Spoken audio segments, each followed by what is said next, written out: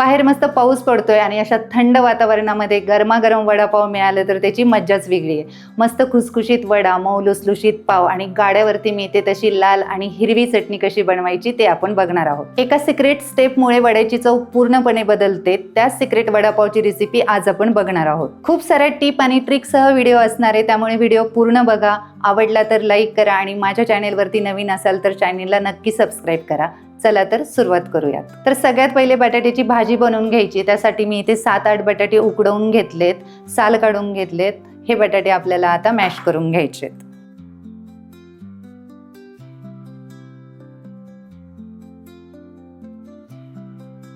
बटाटे मॅश करून झाले की भाजी करायला घ्यायची. त्यासाठी काय साहित्य लागणार आहे ते बघूयात. इथे मी 3 कांदे बारीक चिरून घेतलेत, 8-10 हिरव्या मिरच्या घेतल्या आहेत, अद्रकचा 1-2 तुकडे, लसूण, 1 चमचा जिरा, अर्धा चमचा ओवा, 2 चमचे धना पावडर, थोडीशी हळद आणि लागेल तसं मीठ आणि लागेल तसं तेल. आता ह्याचं एक वाटण बनवून घ्यायचंय. त्यासाठी मिक्सरच्या भांड्यामध्ये मी थोड्याशा मिरच्या टाकून घेतल्यात, 7-8 मिरच्या,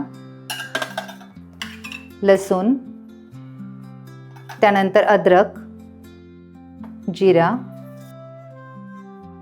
आणि ओवा. याचं आपल्याला वाटण करून घ्यायचंय. वाटण बनवून तयार झालंय. भाजीला फोडणी द्यायला घ्यायची. त्यासाठी मी इथे एक पॅन गरम करायला ठेवलाय. त्यामध्ये तेल टाकून घेऊयात. भाजीसाठी आपल्याला 2 चमचे मोहरी पण लागणार आहे, पण मी इथे सांगायची विसरले होते. तेल टाकून झालं की आपल्याला पहिले मोहरी टाकून घ्यायची. मोहरी चांगली तडतडल्या गेली की यामध्ये बारीक चिरलेला कांदा टाकून घ्यायचा.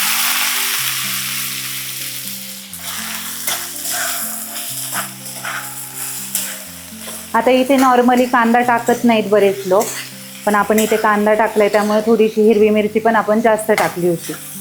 कांदा चांगला परतवला गेला की त्यामध्ये आपण वाटलेला हा सगळा मसाला टाकून घ्यायचा आहे.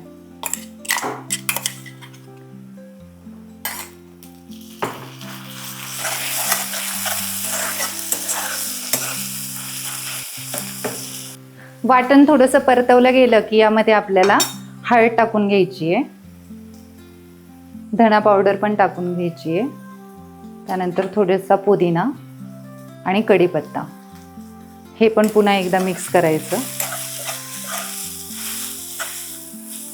आणि एखादं मिनिट हलवून झालं की लगेच आपला शिजलेला जो बटाटा आहे तो यामध्ये मिक्स करून घ्यायचा.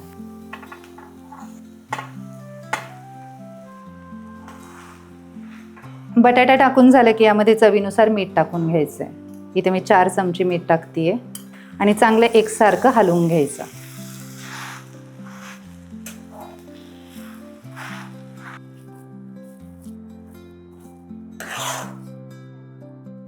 बटाटा मिक्स करून झाला की यामध्ये कोथिंबीर पण टाकून घ्यायची आणि एखादा मिनिट चांगलं मिक्स करून झालं की ही भाजी आपल्याला एका ताटामध्ये थंड होण्यासाठी काढून घ्यायची.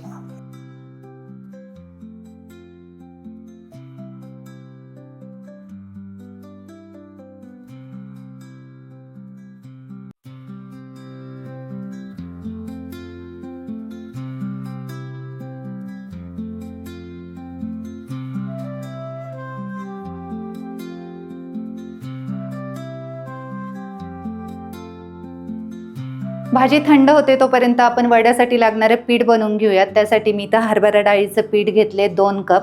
वजनी प्रमाणामध्ये हे 400 ग्रॅम पीठ आहे. यामध्ये आपल्याला काही मसाले टाकून घ्यायचे.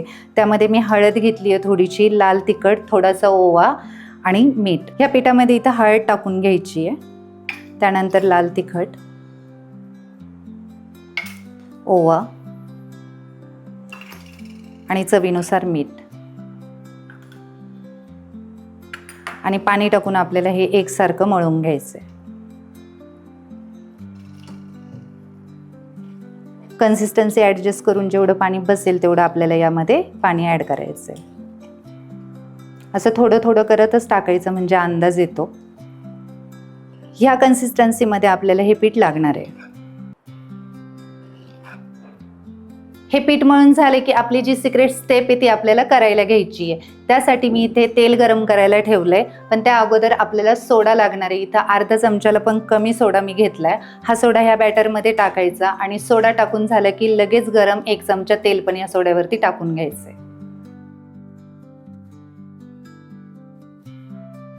अशा पद्धतीने सोडा आणि गरम तेल एकत्र केलं की सोडा चांगला ॲक्टिव्ह होतो आणि मग वडे खुसखुशीत पण होतात आणि तेल पण जास्त पीत नाहीत. आता हे पीठ मळून झालं की याचे वडे करायला घेऊयात. भाजी चांगली थंड झाली, याचे वडे बनवून घ्यायचे. त्यासाठी मी इथे तेल गरम करायला ठेवलंय. आता याचे छोटे छोटे गोळे करायचे आणि हातावरती प्रेस करून याचा असा गोल आकाराचा पॅटी करून घ्यायची.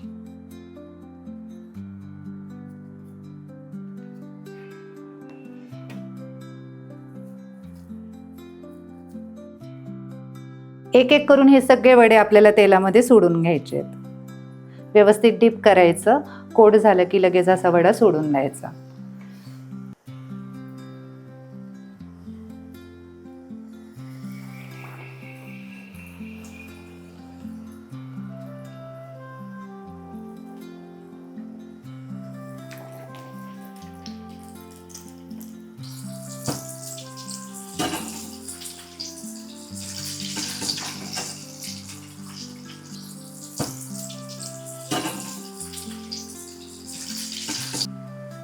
मस्त खुसखुशीत वडे बनवून तयार झालेत. वडे आता जरा वेळ साईडला ठेवूयात आणि आपल्याला लाल चटणी करायची आहे.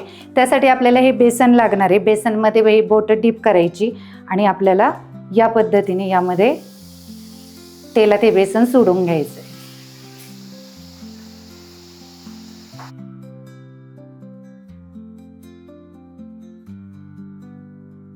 ह्या चटणीसाठी आपल्याला थोडे शेंगदाणे पण लागणार आहे. त्यासाठी मी थोडेसे शेंगदाणे याच तेलात तळून घेणार आहे.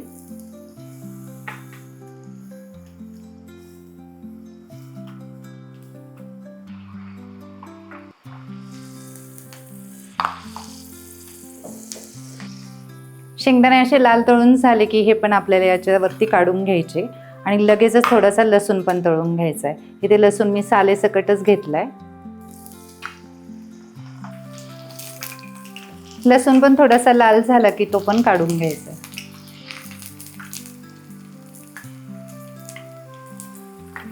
तेल गरम आहे तेच तेलामध्ये हिरव्या मिरच्या पण तळून घ्यायच्या आहेत. इथे मिरच्यांना मी मध्ये कट करून घेतलंय. तळून झालं की ताटामध्ये काढून घ्यायच्या आणि त्यावरती मीठ टाकायचं आणि मीठ टाकून ते मीठ त्याला चांगलं चोळून घ्यायचं. ह्या तळून घेतलेल्या साहित्यामध्ये चवीनुसार मीठ टाकायचंय आणि लाल तिखट टाकायचंय. इथे मी 2 चमचे लाल तिखट टाकले. अशा प्रकारे आपली लाल चटणी वाटून तयार झाली आहे. अशा प्रकारे लाल चटणी बनवून झाली की हिरवी चटणी पण आपल्याला बनवून घ्यायची. त्यासाठी मी इथे थोड्याशा हिरव्या मिरच्या घेतल्या आहेत. त्या आपल्याला एका मिक्सरमध्ये टाकून घ्यायच्या आहेत. हिरव्या मिरच्या घेतल्या आहेत 7-8. त्यानंतर थोडासा लसूण घेतलाय. अद्रकचा 1 तुकडा घेतलाय. भरपूर अशी कोथिंबीर घेतली आहे. अर्धी वाटी पुदिना घेतलाय.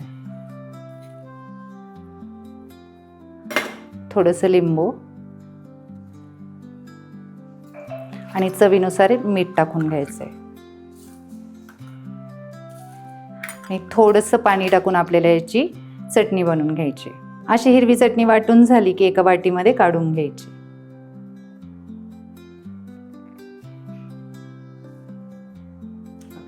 अशा प्रकारे आपले खुसखुशीत वडे बनवून तयार झालेत आणि गाड्यावरती मी तिथे लाल आणि हिरवी चटणी पण बनवून तयार झाली. आता आपण प्लेटिंग करायला घेऊयात.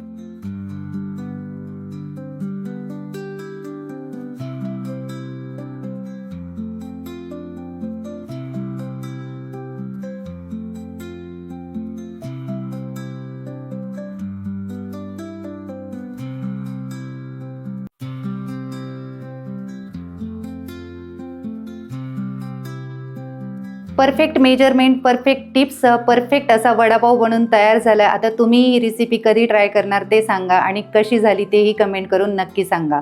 व्हिडिओ आवडला तर व्हिडिओला लाईक करा, तुमच्या फॅमिली फ्रेंड्ससोबत शेअर करा आणि माझ्या चॅनेलवरती नवीन असाल तर चॅनेलला नक्की सबस्क्राईब करा. पुन्हा भेटूयात अशाच नवीन रेसिपींसोबत. तोपर्यंत धन्यवाद.